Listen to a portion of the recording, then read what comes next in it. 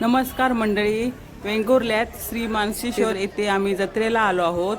ही झेंड्याची जत्रा म्हणून प्रसिद्ध आहे।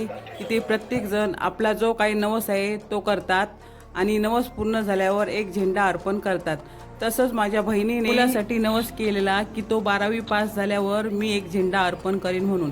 तो झेंडा अर्पण करण्यासाठी आम्ही सर्व फॅमिली इथे आलो आहोत। त्याने आता झेंडा घेतलाय, आता तो अर्पण करेल।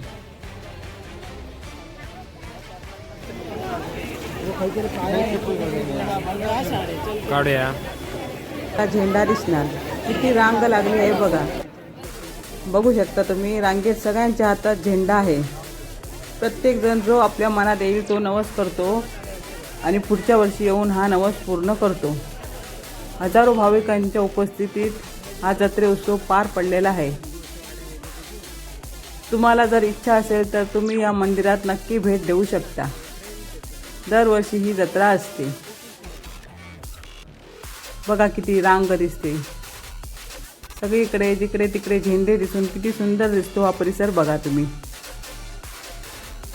बघा किती फुलांनी पण सजवलेला आहे।